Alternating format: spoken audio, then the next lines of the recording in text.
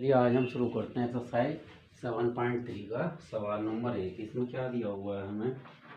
इसमें दिया हुआ है त्रिभुज ए बी सी और त्रिभुज डी बी सी एक ही आधार बी सी पर बने दो समद्विबाहु त्रिभुज है। इस फिगर में हमें दिया हुआ है त्रिभुज ए बी सी और त्रिभुज डी बी सी, दो त्रिभुज हैं जो कि जिनका बेस क्या है, एक ही है, जो BC पर बने हुए हैं दोनों। और ये दोनों क्या हैं? समद्विबाहु त्रिभुज है। अगर ये समद्विबाहु त्रिभुज हैं तो इसका मतलब क्या है कि दो भुजाएं इनकी आपस में बराबर होंगी। तो ये क्या होंगी? ये त्रिभुज ABC की दो भुजाएं हैं जो आपस में बराबर होंगी, और त्रिभुज DBC की भी दो भुजाएं बराबर होंगी। भुजा AB बराबर होगी भुजा AC के, और दूसरे त्रिभुज DBC में भुजा DB बराबर होगी भुजा DC के।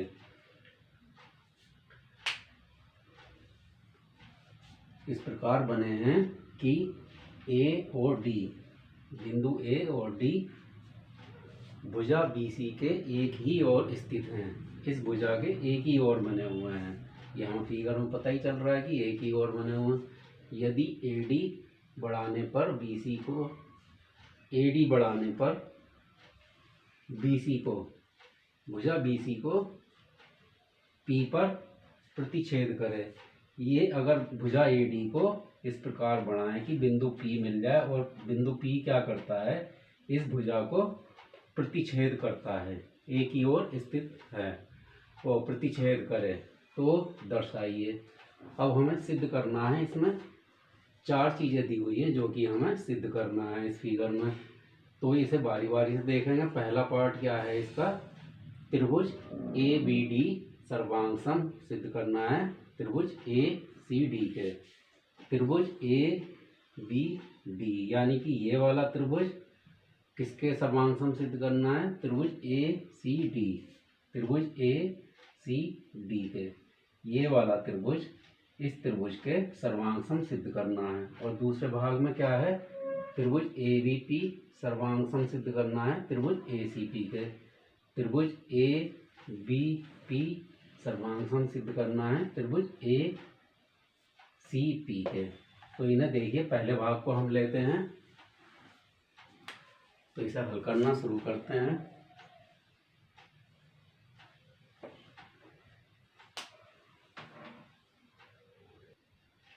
तो देखिए, हम इसका पहला भाग लेते हैं। इसमें दिया हुआ है त्रिभुज ABD सर्वांगसम सिद्ध करना है त्रिभुज ACD के। तो इसकी हमने एक रफ फिगर बना ली है। तो इसमें देखेंगे हम, जो हमें दो त्रिभुज सर्वांगसम सिद्ध करते हैं तो हम उसी में ही देखेंगे। क्या लिखेंगे हम? त्रिभुज ABD तथा त्रिभुज ACD में। अब अगर हमें इन्हें सर्वांगसम सिद्ध करना है तो हम क्या देखेंगे? त्रिभुज ABD और त्रिभुज ACD में हम तीन, तो देखिए त्रिभुज ABD तथा त्रिभुज ACD में हम ऐसी तीन चीज़ें देखेंगे कि हम तीन चीज़ें बराबर ढूंढ सकें। तो इसमें देखेंगे हमें क्या दिया हुआ है। त्रिभुज ABC में हमें क्या दिया हुआ है? ये त्रिभुज ABC क्या है? समबाहु त्रिभुज है। तो इसकी क्या भुजा AB बराबर होगी भुजा AC के। तो हमें एक चीज़ क्या मिल गई इक्वल, कि भुजा AB बराबर भुजा AC के। अब दूसरा त्रिभुज है, इसमें त्रिभुज DBC, ये भी समद्विबाहु त्रिभुज है। तो इसमें भी क्या है? दो भुजाएं बराबर दी हुई हैं। तो देखिए इस तरह हमें क्या, दो चीज़ें बराबर मिल गई। तो इन्हें दोनों को हम लिख लेते हैं। AB बराबर है AC के। इसका कारण हम लिख देंगे, दिया हुआ है। ये क्या है? दिया है हमें। और दूसरी चीज़ क्या दी हुई है हमें? DB बराबर DC, ये भी क्या है? दिया हुआ है। अब देखिए एक चीज़ और हम ऐसी ढूंढ लें जो कि बराबर हो दोनों त्रिभुजों में, तो हमारे लिए क्या हो जाएगा, हम ये सिद्ध कर पाएंगे कि त्रिभुज ए बी डी सर्वांग सम है त्रिभुज ए सी डी के। तो देखिए भुजा ए डी जो है, भुजा ए डी दोनों त्रिभुजों में क्या है, उभयनिष्ठ यानी कि कॉमन है। अगर ये भुजा हम मिटा दें तो हमें क्या, दो त्रिभुज मिलते ही नहीं, ठीक है ना। तो ये क्या हो गई, भुजा ए डी दोनों त्रिभुजों में कॉमन है। तो ये भी हम लिख देते हैं, ए डी बराबर है ए डी के। और इसका कारण क्या लिखेंगे, ये क्या है, उभयनिष्ठ भुजा है। तो अब आप देख सकते हैं कि हमें दो त्रिभुजों को सर्वांग सम सिद्ध करना था और हमने 1, 2 और ये 3 चीज़ें हमने दोनों त्रिभुजों में बराबर सिद्ध कर दी। तो अब हम क्या कह सकते हैं, त्रिभुज ए बी डी सर्वांग सम है त्रिभुज ए सी डी के। और इसका कारण क्या लिखेंगे, ये क्या है, ये भी, ये एक भुजा है, और ये बी डी भी क्या है, ये भी एक भुजा है, और ये क्या है, ये भी एक भुजा है। तो इसका कारण क्या लिखेंगे हम, एस एस एस सर्वांग समता का नियम। ये क्या है, एस एस एस सर्वांग समता का नियम है। तो ये इसके द्वारा हमने क्या किया, त्रिभुज ए बी डी सर्वांग सम सिद्ध कर दिया त्रिभुज ए सी डी के। ये हो गया इसका पहले भाग का आंसर। तो देखिए इसका दूसरा भाग है, इसमें हमें क्या करना है, त्रिभुज ए बी टी सर्वांग सम सिद्ध करना है त्रिभुज ए सी पी के। इसे हमने क्या किया है, इसी त्रिभुज को यहाँ रफ बना लिया है। इसमें क्या है, ये बीच वाला त्रिभुज नहीं है। तो इसमें देखिए हम देख सकते हैं कि त्रिभुज ए बी सी में हमें क्या दिया हुआ था, ये समद्विबाहु त्रिभुज है और ये भुजा ए बी बराबर है भुजा ए सी के। तो अब हम पहले क्या देखते हैं, इसमें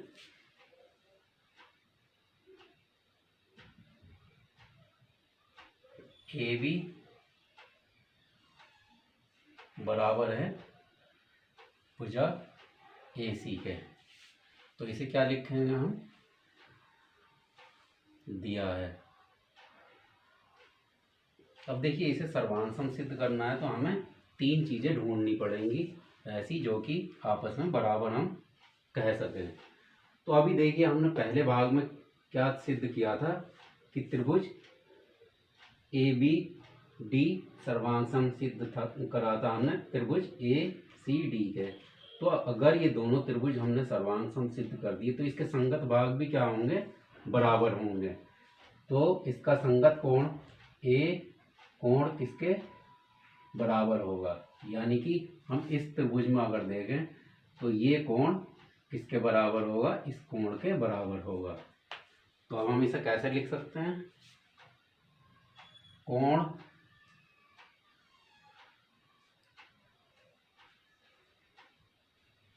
बी ए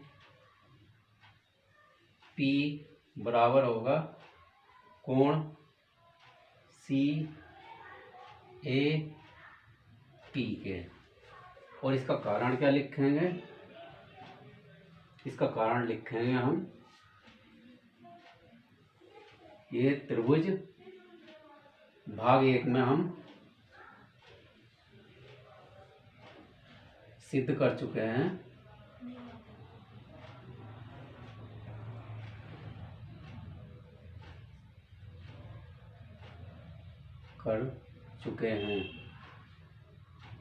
तो ये क्या हो जाएगा, ये दोनों कोण सी पी सी टी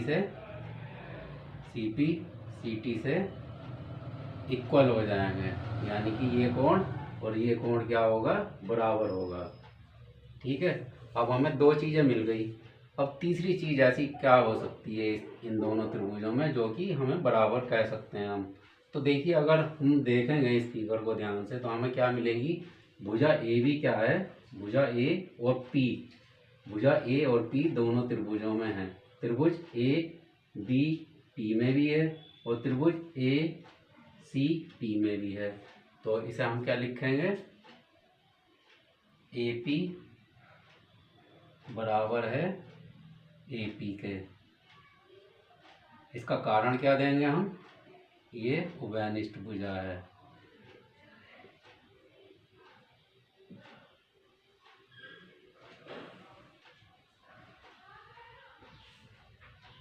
देखिए शुरू में हम ये लिखना भूल गए थे कि जब हम बात करते हैं अगर सर्वांग सम सिद्ध करते हैं तो हम दोनों त्रिभुजों के बारे में भी लिखते हैं। त्रिभुज ए बी पी तथा त्रिभुज ए सी पी में, क्योंकि ये लिखना बहुत ज़्यादा ज़रूरी है, क्योंकि ये भी जो भी कुछ हमने लिखा है वो इन दोनों त्रिभुजों के बारे में लिखा है, तो इसलिए ये लिखना बहुत ज़रूरी होता है।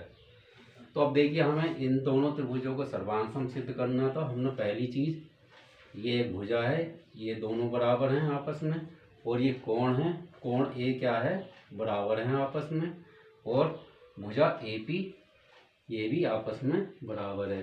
तो अब हम इसे क्या कह सकते हैं, त्रिभुज ए बी पी सर्वांग सम है त्रिभुज ए सी पी के। और इसका कारण क्या लिखेंगे, इसका कारण लिखेंगे ये पहली भुजा और दूसरा क्या है, दूसरा कोण है, और तीसरी क्या है, ये तीसरी भुजा है। सर्वांग समता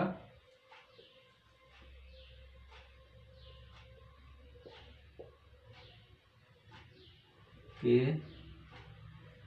नियम से, ठीक है। ये क्या हुआ, दूसरा भाग भी हमने सिद्ध कर दिया।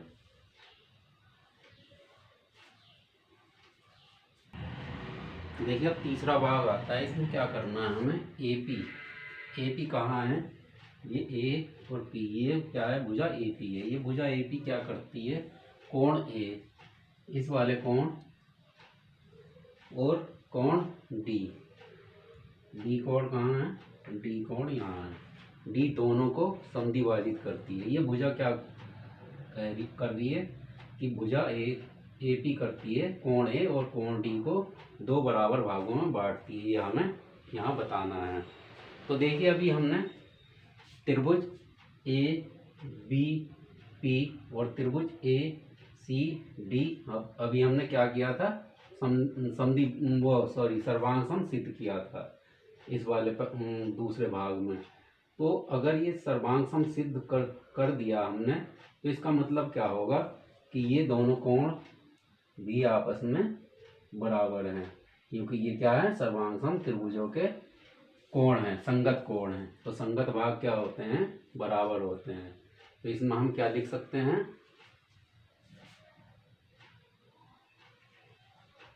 कोण बी ए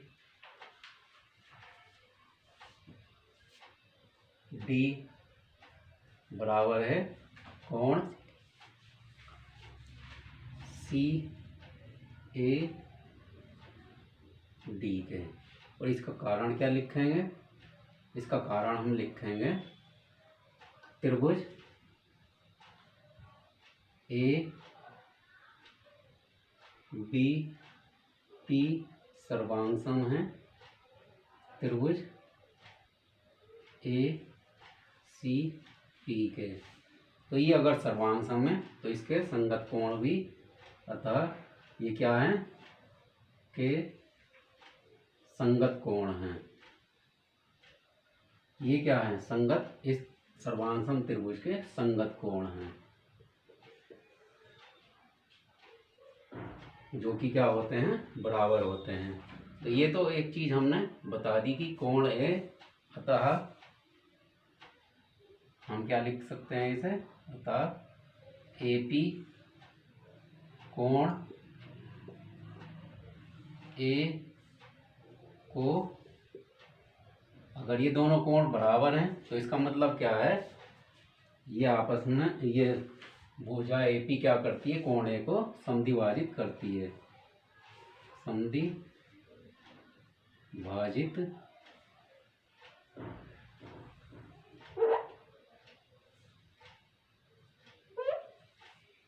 करता है। एपी क्या करता है, इसे समद्विभाजित करता है। तो देखिए, एक दो चीजें बतानी थी, कोण ए और कोण डी, तो जिसमें से हमने एक चीज तो बता दी है। अभी हमें दूसरी चीज क्या है बतानी बाकी है। इसमें दूसरी चीज क्या है, कोण डी। कोण डी कहाँ बन रहा है हमारा, त्रिभुज डी बी सी में। तो त्रिभुज डी बी सी में अगर कोण डी हमें क्या करता है, ये एपी भुजा इसे भी समद्विभाजित करती है। अगर ये सिद्ध करना है तो हमें क्या करना होगा, त्रिभुज डी बी पी और त्रिभुज डी सी पी को सर्वांग सिद्ध करना पड़ेगा। अगर हम इसे सर्वांग सिद्ध कर दें तो ये कोण बी डी पी और कोण डी सी डी पी क्या होगा, बराबर हो जाएंगे। बराबर हो जाएंगे तो इसका मतलब क्या हो जाएगा, ये हम इसे समद्विभाजित कोण कह सकते हैं। तो अब देखिए, अब इसे हम लिखेंगे, त्रिभुज डी बी पी तथा त्रिभुज डी सी पी में। तो देखिए, हम इन दोनों त्रिभुजों को सर्वांग सिद्ध करना है, तो अब हमने क्या लिखा है, त्रिभुज डीवीपी तथा डीसीपी। तो अब हम इन दोनों त्रिभुजों में हम बात करते हैं। तो अब हम इन दोनों त्रिभुजों में तीन ऐसी चीजें ढूंढेंगे जो आपस में बराबर हों। तो देखिए, पहली चीज क्या है, ये भुजा है, जो भुजा डीवी और डीसी के बराबर है। तो चलिए इसे लिखते हैं,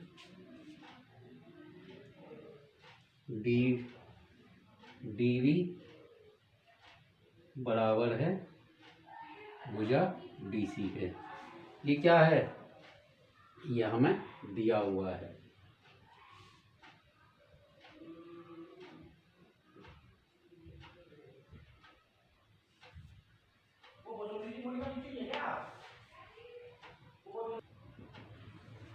तो ये डीवी बराबर डीसी हमें कहाँ से दिया हुआ है, क्योंकि ये त्रिभुज डी बी सी क्या दिया हुआ है, समद्विबाहु त्रिभुज दिया हुआ है। ये हमें दो समद्विबाहु त्रिभुज दिए थे, एक ये और एक ये वाला। तो इसकी ये दोनों भुजाएं क्या हैं, आपस में बराबर हैं। तो ये हमने लिख दिया, ये हमें क्या है, दिया हुआ है।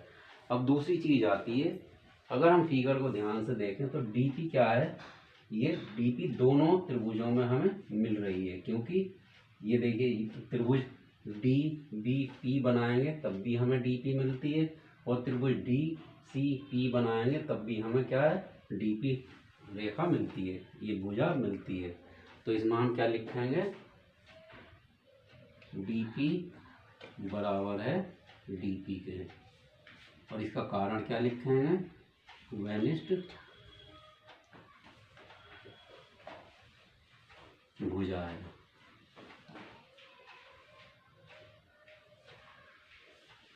अब आती है बात तीसरी चीज की, वो ऐसी क्या चीज है जो कि हम बराबर कह सकें जिसे।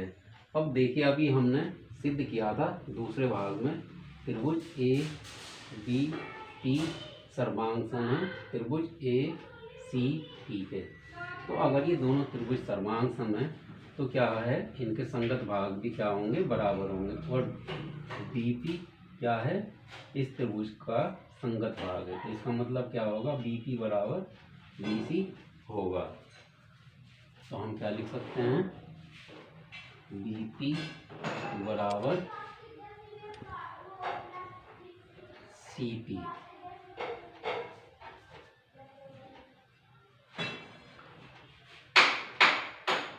क्या लिखेंगे,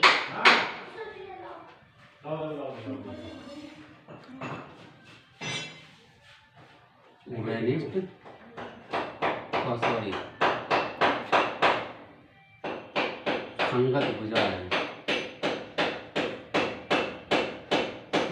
भुजा किसकी है?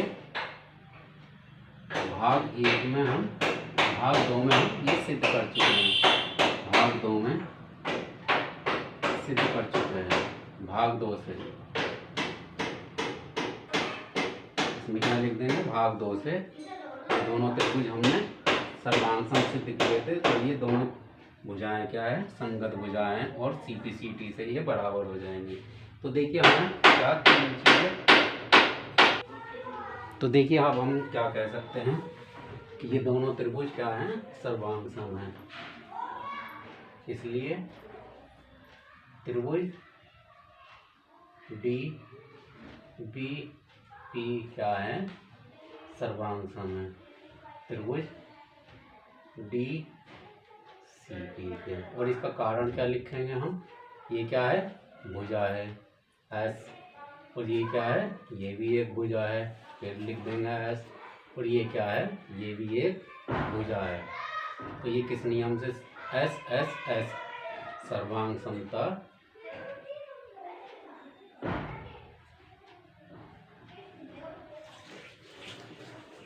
का नियम। ये किससे? S सर्वांग समता का नियम से क्या है? ये आपस में सर्वांग सम है।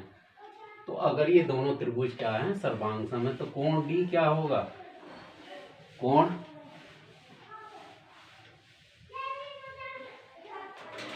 D इसलिए क्या होगा? इसलिए कोण BDP बराबर होगा कोण CDP के। और इसका कारण क्या लिखेंगे हम? CP CT से, क्योंकि ये क्या है? कोण एक दूसरे के संगत कोण हैं, तो ये बराबर होंगे। तो इसलिए हम कह सकते हैं, अतः भुजा AP कोण D को क्या करती है? अगर ये दोनों कोण बराबर हैं, तो यानी कि इसके दो भाग भी आपस में बराबर होंगे। D को समद्विभाजित करता है, समद्विभाजित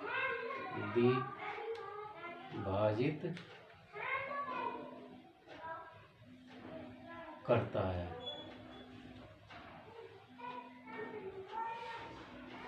ठीक है, तो इससे क्या हो गया हमारा? ये तीसरा भाग में हमें क्या सिद्ध करना था? AP भुजा कोण A और कोण D दोनों को समद्विभाजित करता है। तो कोण A हमने यहाँ समद्विभाजित सिद्ध करके दिखा दिया, और कोण D यहाँ पर हमने समद्विभाजित कर दिया। तो इसलिए हम क्या लिख सकते हैं? इसका निचोड़ क्या निकाल सकते हैं? AP कोण A और कोण D दोनों को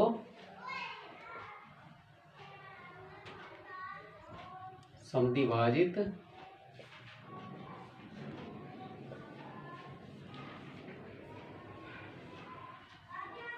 करता है। ये हो गया प्रूव। ये इसका तीसरा भाग भी हमने सिद्ध कर दिया। देखिए इसका चौथा भाग है, और ये इसका पहले प्रश्न का अंतिम भाग है। इसमें हमें क्या करना है? AP रेखाखंड BC का लंब समद्विभाजक है। ये लंब समद्विभाजक का मतलब है, दो मतलब होते हैं लंब समद्विभाजक के। लंब का मतलब क्या है? ये जो रेखा BC पर ये रेखा AP जो पड़ रही है, उसका इसके साथ में क्या हो? कोण 90 डिग्री का हो, तो ये क्या हो जाएगा? लंब हो जाएगा। और समद्विभाजक मतलब ये AP रेखा क्या है? रेखा BC को बराबर भागों में बांटे।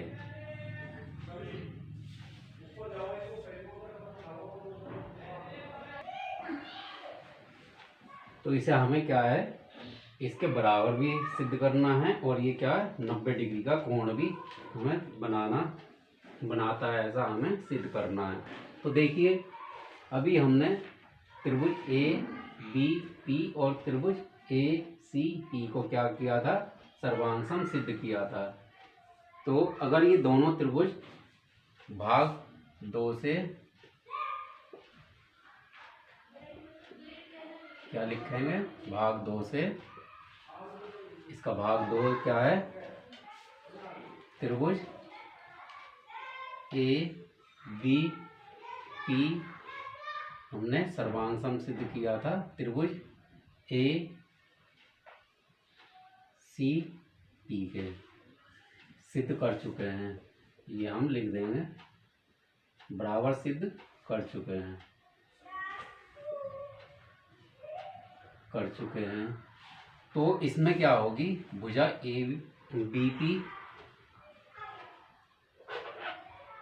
भुजा बी पी बराबर होगी भुजा सी पी के। ठीक है, ये क्या लिखेंगे, संगत भुजा है। इस त्रिभुज की क्या है, इन त्रिभुजों की क्या है, संगत भुजा है। संगत भुजा है इसलिए क्या है, सीपी से ये बराबर होंगी। तो एक चीज तो हमने क्या है ढूंढ ली। अब देखिए इसमें क्या है, अगर ये बराबर तो हमने बता दिया कि इसका मतलब क्या हुआ, ये समद्विभाजक तो है, लेकिन अभी क्या है, अभी इससे हमें क्या बताना है, ये लंब भी डालती है। तो इसके लिए हमें क्या बताना होगा, ये कोण क्या होंगे, 90 डिग्री होगा। तो अब देखिए भुजा बीसी में अगर हम देखें, भुजा बीसी में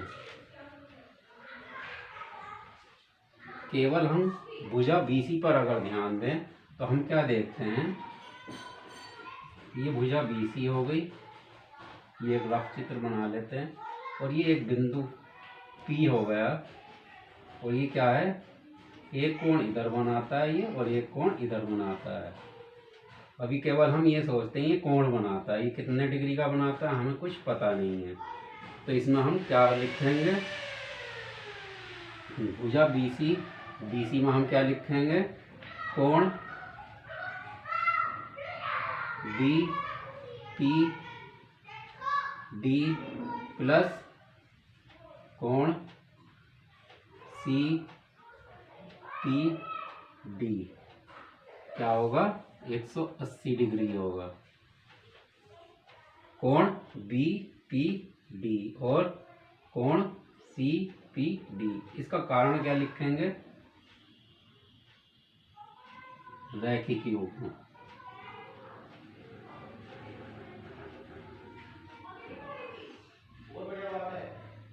ये क्या है हमारा, एक रैखिक योग में, और रैखिक योग में क्या होता है, जितने भी कोण बनते हैं वो 180 डिग्री के बराबर होते हैं। अगर उन कोणों को जोड़ दें तो वो क्या होता है, 180 डिग्री के बराबर होता है। तो अब ये कोण हमने क्या लिख दिया, इस 180 डिग्री के बराबर। अब देखिए इस त्रिभुज में हमने क्या किया था, त्रिभुज डी बी पी और त्रिभुज डी सी पी में इसे भी हम सर्वांग सिद्ध कर चुके हैं। तो क्या होगा,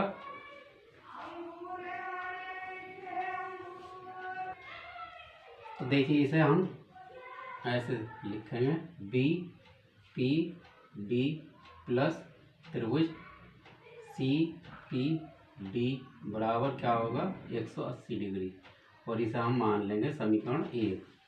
अब देखिए वापस चलते हैं इससे पिछले भाग में। पिछले भाग में हमने इस वाले कोण को बराबर सिद्ध करने के लिए हमने क्या किया था, त्रिभुज डी बी पी और त्रिभुज डी सी पी क्या है, सर्वांग सिद्ध किया था। हम यहाँ क्या लिखेंगे, त्रिभुज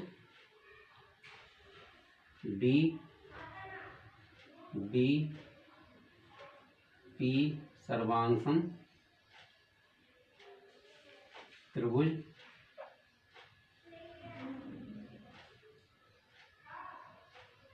डी सी पी सिद्ध कर चुके हैं, इसे क्या कर चुके हैं, सिद्ध कर चुके हैं।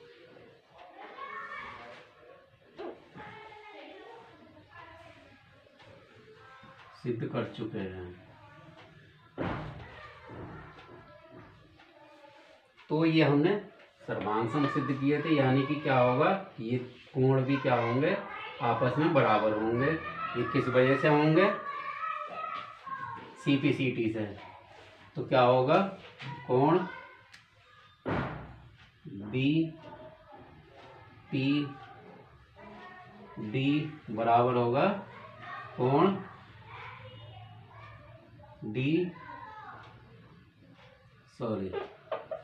कोण CPD, कोण CPD के। और इसका कारण क्या लिखेंगे, CPCT से। भाई CPCT से हम इसलिए लिख देंगे क्योंकि हम ये दोनों को त्रिभुज क्या कर चुके हैं, सर्वांग सिद्ध कर चुके हैं। तो क्या होंगे, इसके बाकी अंग भी क्या होंगे, बराबर होंगे। जो इसके संगत भाग होंगे वो भी बराबर होंगे। तो अब हम इसकी जगह देखेंगे क्या है, समीकरण 1 से समीकरण 1 से क्या है, हम किसी भी एक का मान दूसरे के बदले में हम रख सकते हैं। तो कोण BPD ऐसे ही लिखा रहने देंगे और CPD की जगह क्या लिखेंगे, कोण BPD। देखिए ये हमने यहाँ पर बता दिया कि ये दोनों कोण क्या होंगे, बराबर होंगे। तो इसमें हम इसका प्रयोग करेंगे, बराबर 180।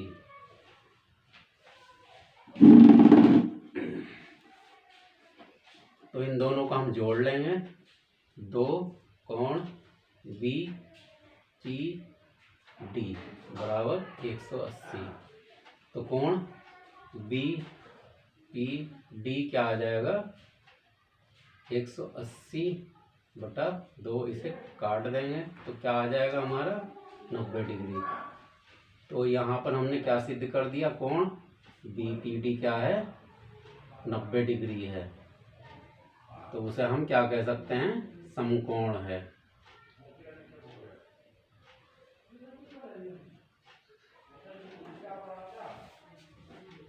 तो अब हम क्या लिख सकते हैं, अतः अगर ये कोण BPD क्या है, समकोण है, तो हम क्या कह सकते हैं, समद्विबाहु बराबर ये भुजाएं हैं। तो ये तो हमें पहले ही सिद्ध कर चुके हैं। तो अब हम क्या लिखेंगे, अतः AP रेखाखंड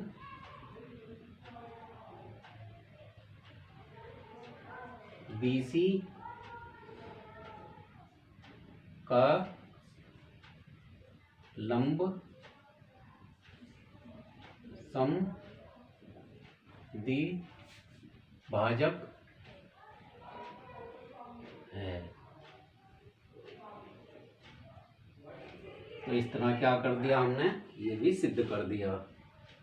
इस वीडियो में इतना ही, अगली वीडियो में हम अगला सवाल लगाएंगे। धन्यवाद।